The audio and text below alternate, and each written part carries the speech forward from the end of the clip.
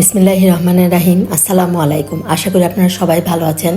আজকে আমি আপনাদের দেখাবো একদম নতুন স্বাদের একটা পাটিসাপটা পিঠা বানিয়ে। আশা করি আপনাদের এই রেসিপিটি খুবই ভালো লাগবে। আর পিঠাটা বানানোর জন্য এখানে আমি 1 কাপ শুকনো চালের গুঁড়া, 1/2 কাপ ময়দা, 1/4 কাপ কনডেন্স মিল্ক আর 1/2 চামচ নিয়েছি লবণ, আর এখানে খুবই হালকা একটু কুসুম গরম পানি নিয়েছি। এখন একটা বাটিতে আমি প্রথমে যে শুকনো চালের গুঁড়াটা দিলাম, তারপর 1/2 কাপ পরিমাণ ময়দা, 1/2 চামচ পরিমাণ লবণ দিয়ে শুকনো উপকরণগুলো আগে ভালো করে মিশিয়ে নিলাম, যাতে সব কিছু ভালোভাবে মিশে যায়। এরপর এর ভিতরে আমি কনডেন্স মিল্কটা দিয়ে দিলাম। কনডেন্স মিল্কটা দিয়ে এর ভিতরে অল্প অল্প করে পানি দিয়ে এই ব্যাটারটা আমি তৈরি করে নিব। আর এখানে শুকনো চালের গুঁড়া নেওয়ার কারণে আমি হালকা কুসুম গরম পানি দিয়েছি। এই যে কনডেন্স মিল্ক যেটুকু চামচে ছিল ওইটুকু আমি নিয়ে নিলাম। নিয়ে এখন ভালো করে এই যে মিশিয়ে নিব। অল্প অল্প পানি দিয়ে সময় নিয়ে এই ব্যাটারটা তৈরি করতে হবে। একদম মসৃণ একটা ব্যাটার করতে হবে। আর ব্যাটারটা খুবই ঘনও হবে না, আবার পাতলাও হবে না, সেইভাবে এই ব্যাটারটা করতে হবে। অল্প অল্প করে পানি দিয়ে এই ব্যাটারটা করলে এই ব্যাটারের ঘনত্বটা ঠিকমতো বোঝা যাবে। এখন আমি একটা চামচের সাহায্যে যে দেখিয়ে দিচ্ছি, এটা আরেকটু পানি দিতে হবে, কারণ এই ব্যাটারটা একটু পাতলা হবে। আবার দেখা যাবে আধা ঘন্টা রেখে দিলে এই ব্যাটারটা আবার কিন্তু একটু ঘন হয়ে যাবে, এই জন্য একটু পাতলা করেই ব্যাটারটা করতে হবে। এই যে ব্যাটারটা এখন একদম ঠিক মতো হয়েছে। এখন এটা আমি আধা ঘন্টার জন্য ঢাকনা দিয়ে ঢেকে রেখে দিব। আর এই ব্যাটার থেকে আমি 2 চামচ পরিমাণ ব্যাটার এখানে নিয়ে এর মধ্যে একটু কালার দিয়ে দিচ্ছি। একটু কালার পাটিসাপটা পিঠা বানাবো, এই জন্য আমি এখানে একটু গোলাপি রঙের কালার দিয়ে দিলাম। আপনাদের পছন্দ মতো আপনারা কালার দিতে পারেন, আবার না দিলেও হবে। এখন এই কালার ব্যাটারটা আমি এই সসের বোতলের মধ্যে ঢেলে নিচ্ছি। এই সসের বোতলের মধ্যে এই ব্যাটারটা নেওয়াতে পিঠাতে ডিজাইন করতে কিন্তু আমার সুবিধা হবে।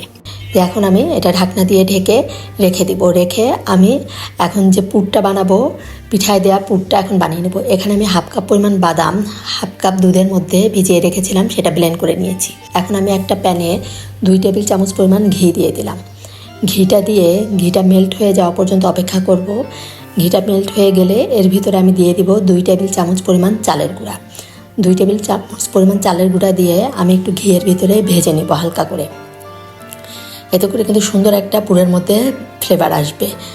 আর লো হিটে এটা হালকা করে ভাজতে হবে। এখন আমি এই যে ভেজে নিলাম। ভেজে নিয়ে এর মধ্যে আমি আগে থেকেই দুধ ঘন করে রেখেছি, সেখান থেকে 1 কাপ পরিমাণ দুধ আমি এর ভিতরে দিয়ে দিলাম। দিয়ে অনবরত নাড়তে হবে, যাতে এটা দলা না পেকে যায়।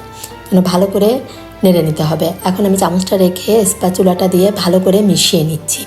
ভালো করে মিশিয়ে নিয়ে এর ভিতর যে আমি বাদামটা ব্লেন্ড করে রেখেছি, সে বাদামটাও দিয়ে দিব। যে বাদামটা ব্লেন্ড করে রেখেছিলাম, সে বাদামটাও দিয়ে দিলাম। দিয়ে এখন একসাথে সব ভালো করে মিশিয়ে নিব। আর এর মধ্যে দিলাম একটা সাদা এলাচ, যেটা আমি পরে তুলে ফেলবো। এখন ভালো করে মিশিয়ে নিয়ে এর ভিতরে আমি কনডেন্স মিল্ক দিয়ে দিব। এখানে 1/4 কাপের মতো কনডেন্স মিল্ক আছে, সেটা আমি দিয়ে দিলাম। দিয়ে ভালো করে মিশিয়ে নেব। আপনারা যেরকম মিষ্টি খান সেই অনুযায়ী মিষ্টিটা দিবেন। আমরা খুব বেশি মিষ্টি খাই না, এই জন্য সেই পরিমাণ মিষ্টিটা দিলাম। এটা আমি টেস্ট করে পরে আরও 1 টেবিল চামচ পরিমাণ কনডেন্স মিল্ক দিয়ে দিয়েছি। আর এখানে 1 চিমটির মতো আমি লবণ দিলাম। এতে করে টেস্টের ব্যালেন্সটা খুব সুন্দর হবে। মিষ্টি জিনিসে একটু লবণ দিলে টেস্টটা কিন্তু খুব সুন্দর হয়। এই যে এভাবে নাড়তে নাড়তে যখন ঘন হয়ে আসবে, তখন আমি এটা নামিয়ে একটা বাটিতে রেখে দেবো। যে প্রায় হয়ে গিয়েছে। এখন আমি 1/2 চামচ পরিমাণ ঘি দিয়ে দিলাম। নামানোর আগে এই ঘিটা দিলে সুন্দর একটা ফ্লেভার বের হয়। এই যে ঘিটা দিয়ে আমি ভালো করে যে সব মিশিয়ে নিলাম। আর এটা কিন্তু ঠান্ডা হওয়ার পর আরও দেখা যাবে জমে যাবে। পুরটা নামিয়ে রেখে আমি প্যানে একটু তেল ব্রাশ করে নিয়ে এখানে এই যে 1 চামচ পরিমাণ ব্যাটারটা দিয়ে এভাবে ঘুরিয়ে নিয়ে একটা রুটির মতো শেপ করে বানিয়ে নিতে হবে। আর এই কাঁচা ভাবটা দূর হয়ে যাওয়ার পরে এখানে আমি যে পুরটা দিয়ে দিব। যখন একটু 4 সাইড দিয়ে রুটিটা হয়ে যাওয়ার মতো হবে, তখন এই যে আমি এখানে 2 চামচ পরিমাণ পুর দিয়ে দিলাম। পুরটা একটু বেশি দিতে হবে। পুরটা দিয়ে এখন আমি এটা স্প্যাচুলার সাহায্যে এভাবে ফোল্ড করে নিব। দেখুন দেখতে কতটা সুন্দর হয়েছে। পিঠাটা খেতে অনেক মজা হয়েছিল এবং খুব সফট হয়েছিল পিঠাটা। এখন আমি একটা এই যে রঙিন পাটিসাপটা পিঠা বানাবো, এই জন্য একটু ডিজাইন করে নিচ্ছি। ডিজাইন করে নিয়ে সেমভাবেই এর উপরে আমি 1 চামচ পরিমাণ পিঠার ব্যাটারটা দিয়ে দিব। পিঠার ব্যাটারটা দিয়ে এভাবে প্যানটা একটু ঘুরিয়ে ঘুরিয়ে রুটির মতো বানিয়ে নিলাম।